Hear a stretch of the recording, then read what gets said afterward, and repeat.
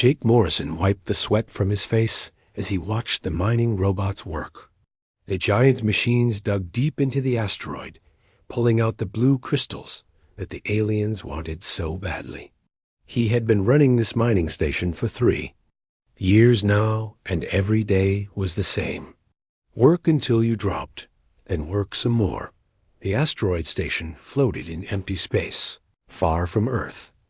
Around him, 200 humans lived and worked in the metal tunnels in rooms they had built inside. The rock. It was not much of a life, but it was better than being dead. Jake looked through the thick glass window at the Zephyrian ship that hung in space nearby. The alien vessel was twice the size of his entire station, black as night with red lights that never stopped blinking. Inside that ship were the creatures that owned everything now. They owned the station, they owned the humans, they owned the galaxy. The Zephyrians had come to Earth 50 years ago. They did not come to talk or trade. They came to take. Their ships could destroy planets with a single shot. Humanity had fought back for 10 years, but it was like ants fighting a giant. The aliens won, and now humans worked for them wherever they wanted. Dad, look what I made. Jake turned to see his daughter Amy running toward him. She was 12, years old, with brown hair and bright eyes that reminded him of her mother. In her hands, she held a small robot made from spare parts. It walks by itself, Amy said, setting the little robot on the floor. The metal creature took 3 steps before falling over. Amy frowned and picked it up. That's really good, sweetheart, Jake said, touching her hair.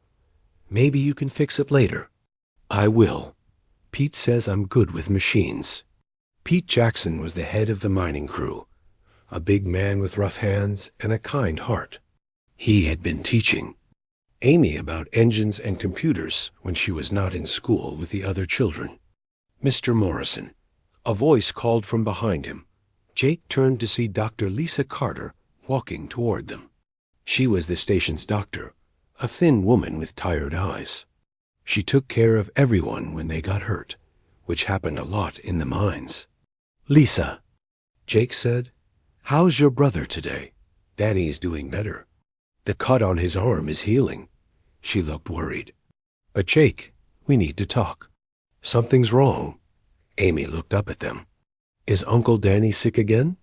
No, honey, Lisa said quickly. He's fine. Amy, why don't you go show your robot to Mary? I bet she'd love to see it. Amy nodded and ran off toward the school area. Mary Foster was their teacher, a woman who somehow kept 20 children learning and happy in this metal prison. When Amy was gone, Lisa moved closer to Jake. I got a message from the main computer. The Zephyrians are calling a meeting.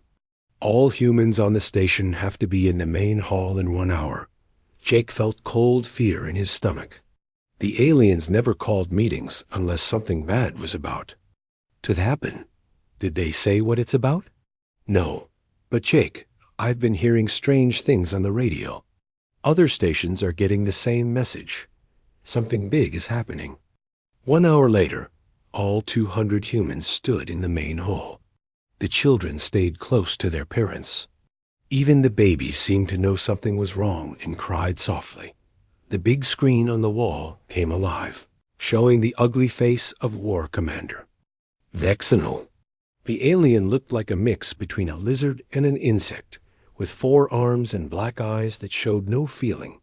When it spoke, its voice was like metal scraping on metal. Human workers, the alien said. The Zephyrian Empire has made an important discovery. Your young ones have something we need. Jake grabbed Amy's hand without thinking. Around him, other parents did the same with their children. Human children between the ages of 8 and 16 have brain tissue that improves our thinking. Vexenal continued. We have decided to harvest this tissue to make our empire stronger. The hall was silent, except for the sound of people breathing hard. In 3 days, all children in the required age group will be taken to processing centers. This is not a request. This is an order. Any human who tries to hide their young will be killed along with their entire family. The screen went black. 4. A moment, nobody moved. Then someone screamed. Then everyone was screaming, crying, or shouting. Jake pulled Amy against him and felt her shaking. "Dad," she whispered, "what does processing mean?" Jake looked down at his daughter's frightened face. He thought about the Zephyrians and their cold black eyes. He thought about their ships that could destroy planets. He thought about 50 years of humans doing exactly what the aliens told them to do. "It means they want to hurt you," he said quietly. "But I won't let them. Promise?" Jake looked around the hall at all the other parents holding their children. He saw Pete Jackson with his 10-year-old son.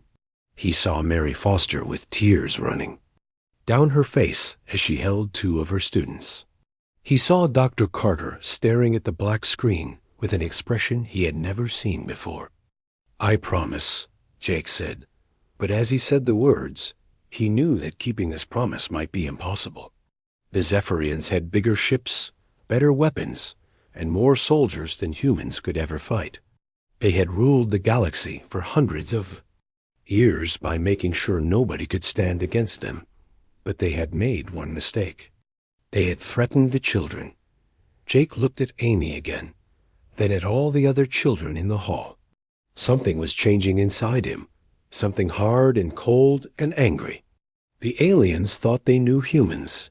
They thought fear would make humans obey, just like it always had. They were about to learn they were wrong. 2 hours after the aliens' message, Jake sat in his small office with the people he trusted most. Dr. Lisa Carter sat across from him, her hands shaking as she held a cup of coffee. Pete Jackson leaned against the wall, his big arms crossed. Mary Foster sat next to Lisa, her eyes red from crying. "We have to hide them," Mary said for the 3rd time. "There are places in the old mining tunnels where the aliens never go." "For how long?" Pete asked. "Forever? They'll search every inch of this rock if they have to." Jake stared at the computer screen on his desk. He had been trying to contact other human settlements, but most were too scared to answer. The few who did respond all said the same thing. The order had come to every human colony in the galaxy. Give up your children or everyone dies. "Jake," Lisa said quietly, "I need to tell you something. I've been doing research on the Zephyrians, medical research." The others looked at her. Studying the aliens was forbidden. Humans who got caught doing it disappeared forever. "What kind of research?" Jake asked. Lisa pulled a small device from her pocket. "I've been taking samples whenever they bring injured soldiers to my medical bay. Blood, skin, anything I could. Get without them noticing.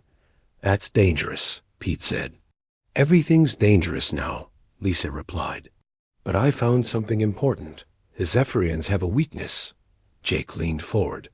"What kind of weakness?" "They can't handle a certain type of mold that grows on Earth. Most humans carry tiny amounts of it in our blood. It doesn't hurt us, but it's deadly to them. I tested it on a small sample of Zephyrian blood. It killed the cells in seconds." "You mean we could poison them?" Mary asked. "If I could make enough of the mold and find a way to spread it, yes." Jake felt something like hope for the first time in hours. "How much time would you need?" "Days. Maybe a week if I work without stopping." "We don't have a week," Pete said. "They're coming for the kids in 3 days." Jake stood up and walked to the window. Outside, he could see the Zephyrian ship waiting in the darkness. "Then we buy time." "How?" Mary asked. Jake turned back to his friends. "We make them think we're going to obey. We act scared and helpless, just like they expect. Meanwhile, Lisa works on her weapon, and we prepare to fight." "Fight?" Pete laughed, but there was no humor in it. "Jake, they have weapons that can crack planets in half." "They have big weapons for big targets," Jake said. "But we're not planning a big fight. We're planning to protect our children. That's different. Over the next 2 days, Jake secretly contacted every human he could trust. The word spread through the station like fire. Parents who had never held a weapon began learning to fight. Workers who spent their days digging started digging hiding places instead. Dr. Carter worked without sleep in her medical lab, growing cultures of the deadly mold and testing ways to spread it through air systems. Her brother Danny brought her food and coffee and helped her hide the work whenever aliens came near. Mary Foster began teaching the children new games. Games about being quiet, about hiding in small spaces, about moving through dark tunnels without making sound. The children thought they were playing, but Mary was preparing them for war. Pete Jackson used his knowledge of the mining equipment to create weapons. Cutting tools became swords. Drilling lasers became guns. Chemical tanks became bombs. Everything was hidden in places the aliens wouldn't think to look. On the second night, Jake got a message that changed everything. It came from Commander Alex Stone on Colony Prime, one of the biggest human settlements. Jake, the message said. They started early here. Took 50 children yesterday for processing. We followed them to the center. Jake, they're not just taking brain tissue. They're killing the kids and using their entire brains to make alien soldiers smarter. Jake had to sit down. He felt sick. We're fighting back, Stone continued. 200 of us are going to attack the processing center tomorrow. We probably won't make it out, but maybe we can save some kids. Tell everyone what's really happening. Tell them the aliens lied. They're not just hurting our children. They're murdering them. The message ended. Jake called another meeting. This time, he included more people. Word spread quickly through the station. Within an hour, 50 adults crowded into the main hall. I have news from Colony Prime, Jake said. He told them everything. When he finished, the room was silent. Then, Pete Jackson spoke. So they're going to kill our children, no matter what we do. Yes, Jake said. Then we have nothing left to lose. A woman Jake barely knew stood up. Her name was Susan Wells, and she had a 9-year-old daughter. My husband died building this station. I won't let aliens murder my child too. What do? We fight, Jake said simply. We probably can't win, but we can make them pay for every child they try to take. I'm in, Pete said. Me too, said Mary. One by one, every parent in the room agreed to fight. They were miners and teachers and mechanics and doctors. None of them were soldiers. But they were parents, and that was enough. The next morning, Jake got another message. This one made him smile for the first time in days. Commander Stone's attack had worked. 200 humans had died, but they had destroyed the processing center and saved 43 children. More importantly, they had proven something. Humans could hurt the Zephyrians. The message ended with something that would spread to every human settlement in the galaxy. They think terror makes us weak. They forgot that it also makes us angry. And angry humans protecting their children are the most dangerous thing in the universe. Jake looked out at the alien ship one more time. Tomorrow, they would come for Amy and the other children. They expected to find scared humans who would hand over their kids to save themselves. Instead, they were going to find something they had never seen before. They were going to find humans who had decided that some things were worth dying for, and some things were worth killing for too. The morning of the third day came too soon. Jake woke up before dawn and found Amy already awake, sitting by the small window in their room. She was holding the little robot she had built, the one that could take 3 steps before falling over. I fixed it, she said without looking at him. It can walk all the way across the room now. Jake sat down next to her. That's wonderful, sweetheart. Dad, are the aliens really going to take me today? Jake had promised himself he would not lie. To her, they're going to try. But you won't let them? No, I won't. Amy nodded and put her robot in her pocket. I'm scared, but I trust you. Those words hit Jake harder than any alien weapon could. He pulled his daughter close and held her tight. All across the station, other families were having the same conversation. In the medical bay, Dr. Carter finished loading her deadly mold into small containers that looked like medicine bottles. She had enough to kill every Zephyrian on their ship, if she could find a way to get it to them. Pete Jackson checked the weapons he had hidden throughout the station. Mining lasers in tool closets, explosive charges in ventilation shafts, sharp metal pieces welded into deadly spears.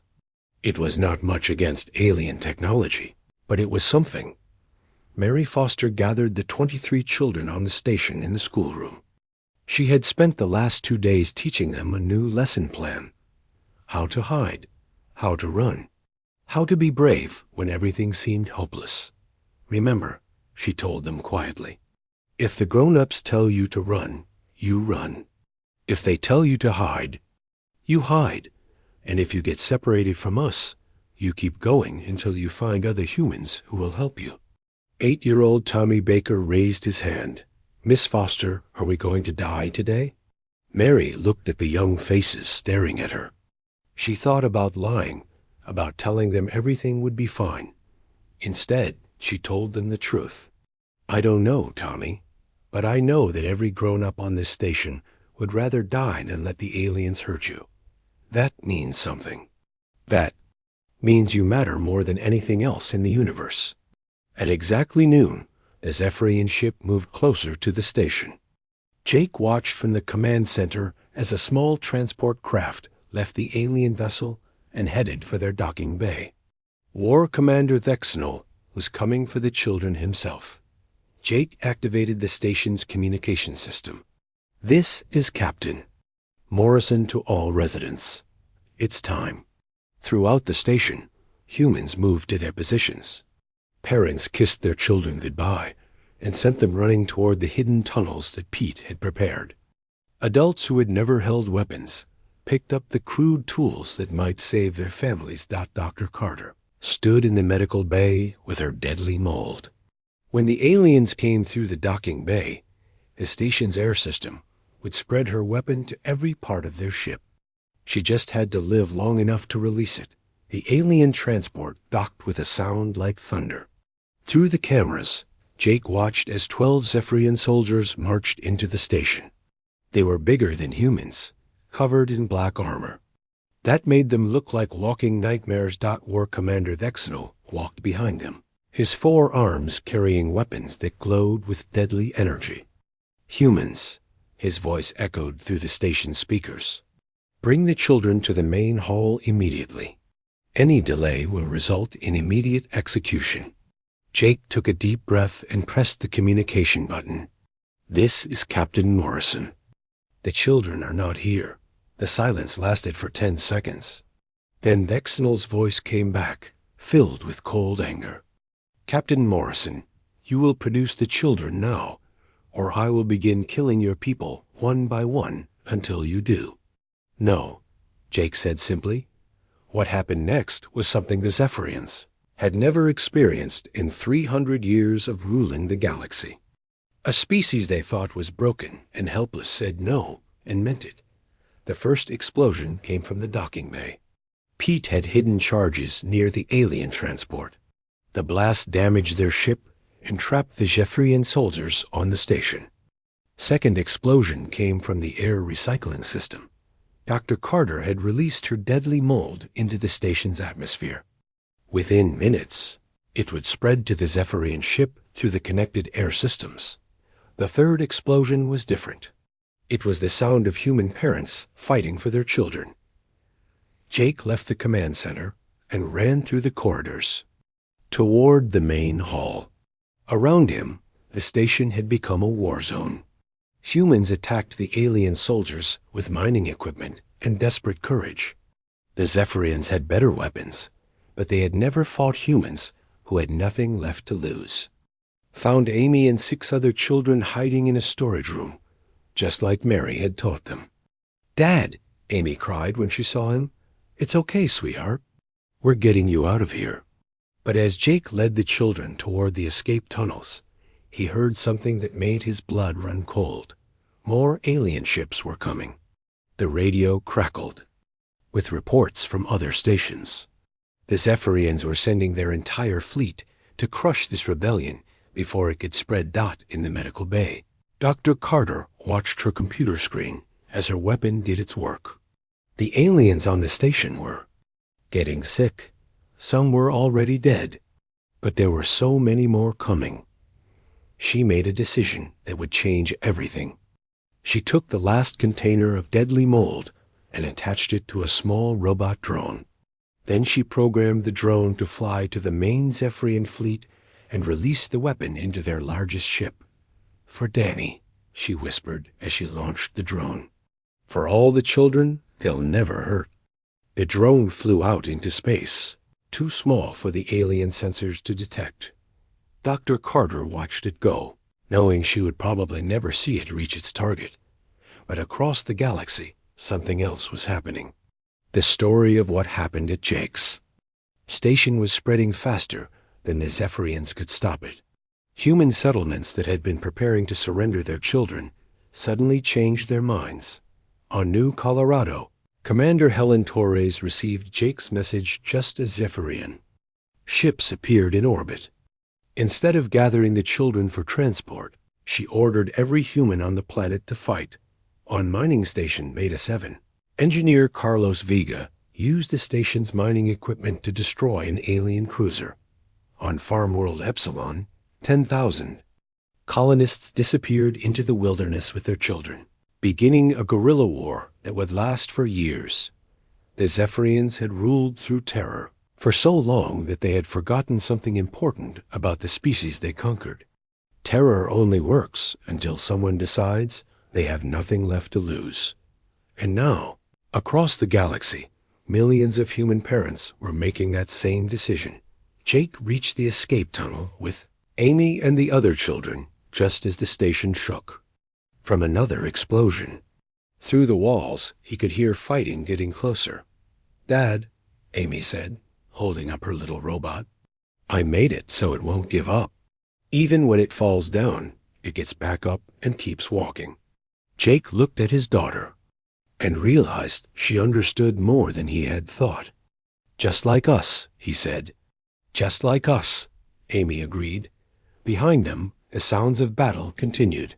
But ahead of them, in the dark tunnels that would lead to safety, Jake could hear something else. He could hear the voices of other parents calling to their children, guiding them to safety. The Zephyrians had started this war by threatening what humans loved most. They were about to learn that was the biggest mistake they could have made. 3 months after the first battle, Jake Morrison was no longer the man who had run a simple mining station. He stood in the command center of a captured Zephyrian ship, watching displays that showed human attacks happening across 50 star systems. His clothes were torn and dirty, his face was marked with scars, and his eyes held a hardness that had not been there before. "Sir," said Pete Jackson, walking up behind him. Pete was no longer just a mining foreman either. Now he was Jake's second in command, leading raids that left no alien survivors. "We just got word from the Carter Group. They hit 3 more Zephyrian supply ships. No human losses." Jake nodded. Dr. Lisa Carter had become something even more dangerous than he had. After her bioweapon had killed thousands of aliens, she had started creating new and worse ways to make them suffer. She led a group of scientists who turned medicine into weapons and healing into revenge. "Any word from Mary's team?" Jake asked. "They're still moving through the outer systems. 43 children rescued this week." Mary Foster had changed too. The gentle teacher now led rescue missions deep into Zephyrian space. She commanded a group of ships crewed entirely by parents who had lost children to the aliens. They moved like ghosts through enemy territory, saving human children and killing anyone who tried to stop them. But the biggest change was in the children themselves. "Dad, we found them."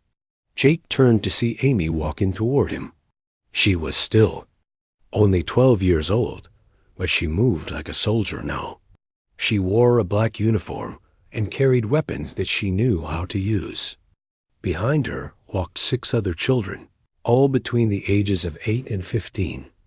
These were the children who had escaped the processing centers, the ones who had watched their friends die and learned that adults could not always protect them. They had decided to protect themselves instead. How many? Jake asked. 12 Zephyrian soldiers guarding 30 human children in the lower decks, Amy reported. All the kids are alive, but some are hurt. Can you handle it? Amy smiled, and Jake felt cold when he saw it. It was not the smile of a child anymore. We've handled worse. Jake watched his daughter lead her team toward the lower decks. He told himself he was proud of her. He told himself this was necessary. But sometimes, late at night, he wondered what kind of world they were creating. The war had spread to every corner of human space. The Zephyrians, who had ruled through fear for centuries, found themselves facing something they had never seen before. Humans who feared nothing because they had already lost everything. Commander Alex Stone, who had survived his first attack on Colony Prime, now led the largest human fleet in the galaxy. His ships struck at Zephyrian worlds like hammers, destroying everything that could be used to hurt human children.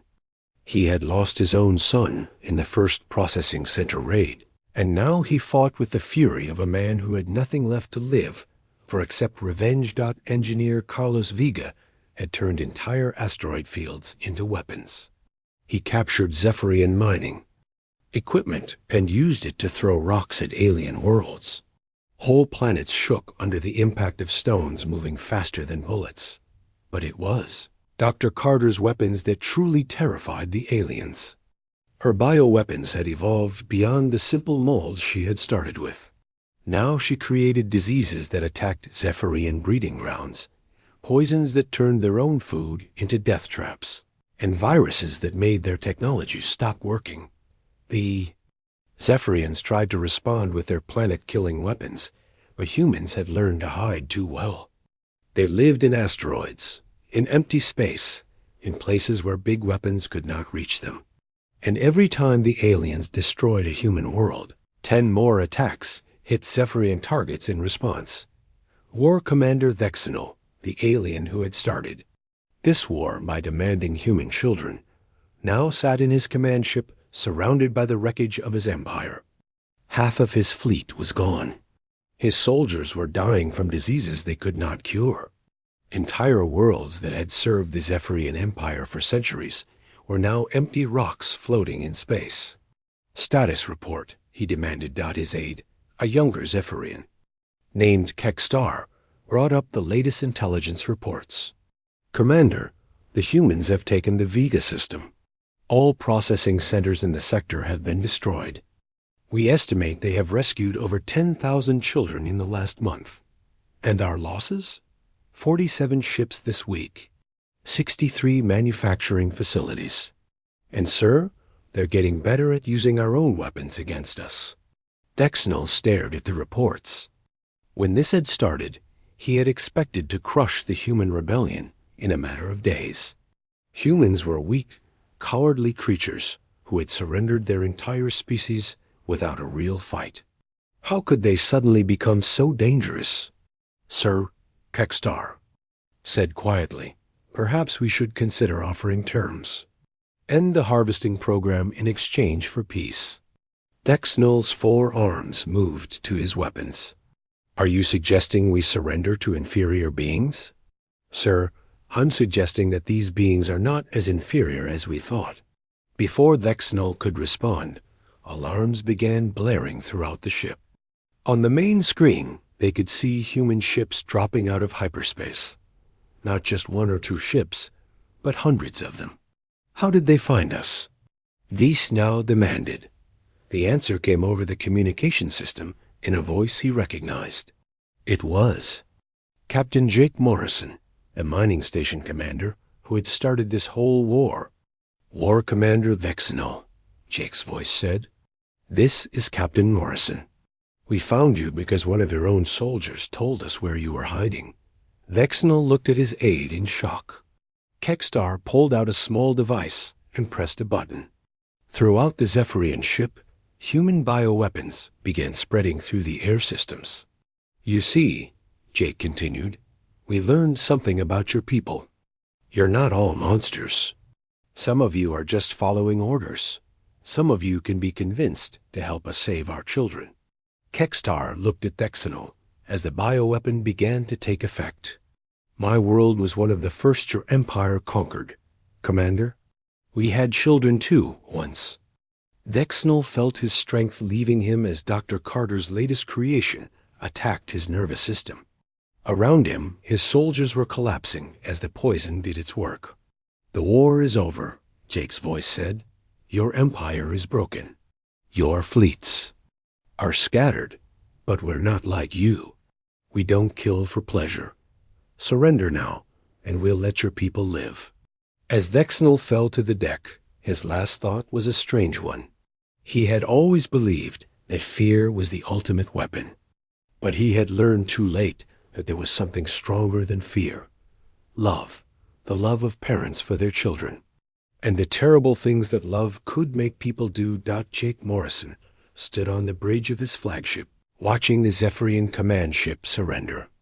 Around him, his officers celebrated the victory. But Jake felt no joy.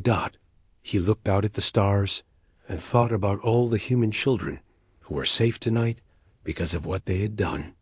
Then he thought about all the alien children who would never be born because of the diseases Dr. Carter had created. War had made them into something they had never wanted to be, but it had also saved their children. And that, Jake knew, was all that really mattered. 1 year after the fall of War Commander Vexenol, Jake Morrison stood in what had once been the Zephyrian capital city. The tall alien buildings still reached toward the sky, but now human flags flew from their tops. Children played in the streets, where alien soldiers had once marched. But these were not the same children who had hidden in mining tunnels a year ago. These children moved differently. They watched the sky for danger. They knew how to fight, how to hide, how to survive. The war had changed them, just as it had changed their parents. Jake watched Amy teaching a group of younger children how to use communication equipment. She was 13 now, but she commanded respect from adults twice her age. She had seen things that no child should ever see, and it showed in the way she carried herself. "The galaxy is finally quiet," said Pete Jackson, walking up beside Jake. Pete now wore the uniform of a general in the human Defense Force.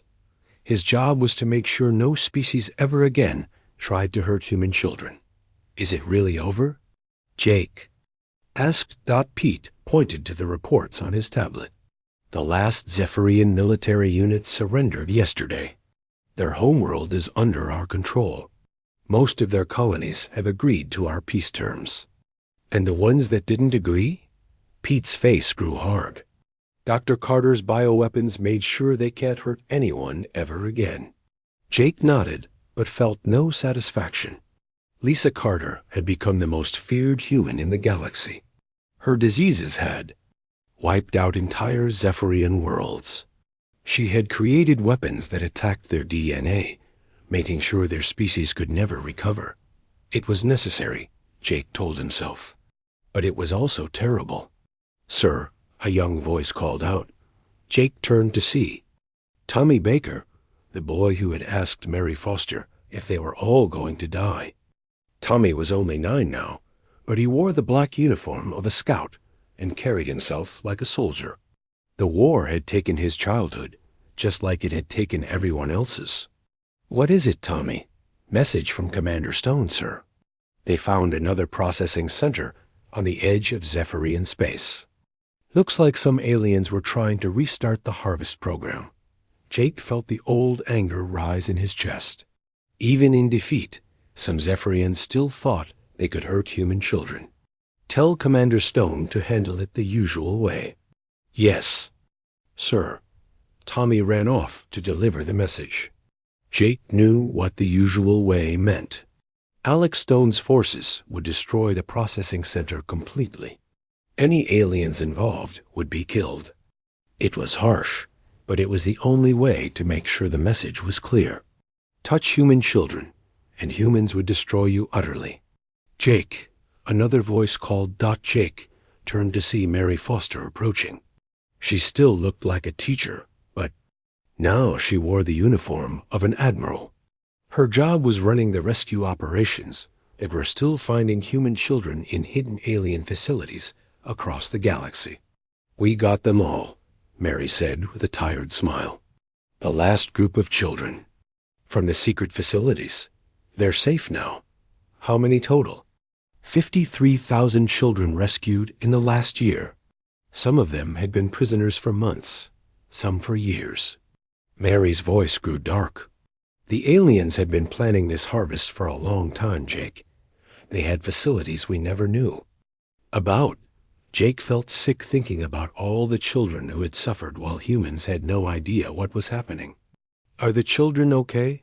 Most of them will be fine, eventually.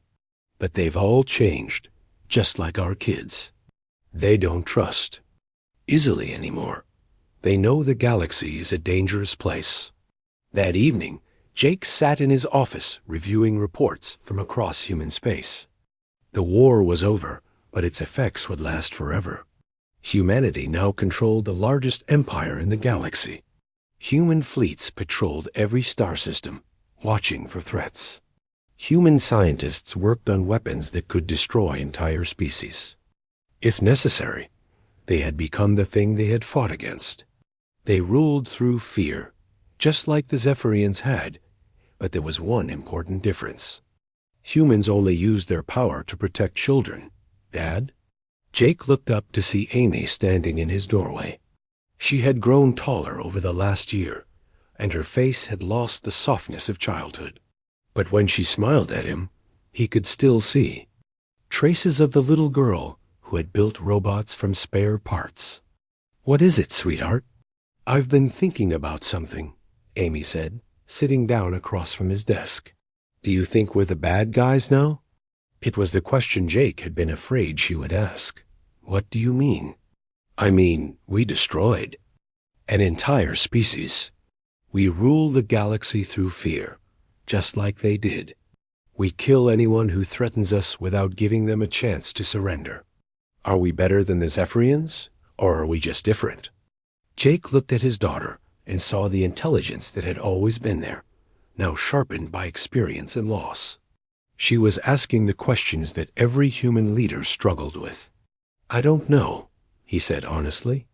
We did terrible things to protect you and the other children. Were those things right? I'm not sure, but I know they were necessary. So we're monsters now?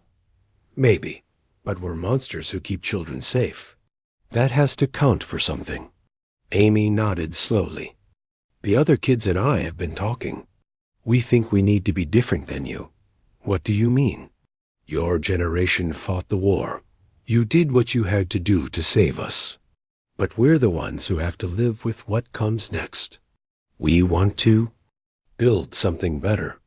Jake felt a strange mix of pride and sadness.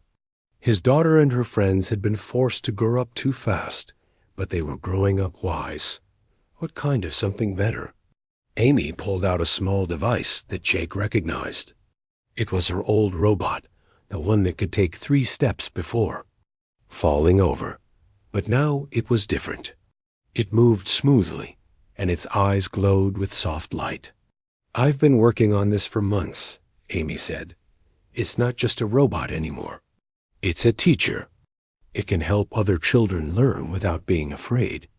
I want to build thousands of them and send them to every world where children are scared or hungry or alone. Jake stared at the little robot as it walked across his desk. It was such a simple thing, but it represented something important, hope. The idea that the galaxy could be more than just a place where the strong terrorized the weak. The other children have ideas too, Amy continued. Tommy wants to build farms that can feed anyone, anywhere. Sarah wants to create medicine that can cure diseases on any world.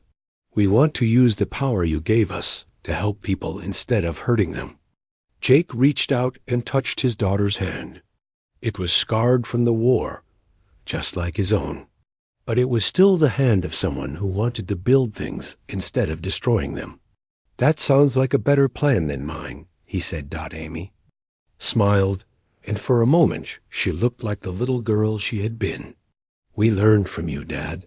You taught us that there are things worth fighting for. Now we want to show the galaxy that there are also things worth building for. Outside the window, Jake could see human ships patrolling the sky. He could see children playing in streets that had once been full of alien soldiers. He could see a galaxy that was finally safe for human children. It had cost them everything. Their innocence, their kindness, their faith in the goodness of others. They had become killers and destroyers to protect what they loved most. But maybe that was not the end of the story. Maybe the children they had fought so hard to save could find a way to be better than their parents. Maybe they could build a galaxy where children of every species could play safely in the streets. Jake looked at Amy's robot as it continued walking across his desk, its little lights blinking hopefully in the darkness. I think your mother would be proud of you, he said. I think she'd be proud of you too, Dad. You kept your promise. You didn't let them take me. Jake nodded. He had kept his promise, but the cost had been higher than he ever imagined. They had saved their children by becoming something terrible. But maybe their children could save the galaxy by becoming something wonderful. The war was over. The real work was just beginning. And for the first time in a long time, Jake Morrison allowed himself to hope that the future might be bright after all.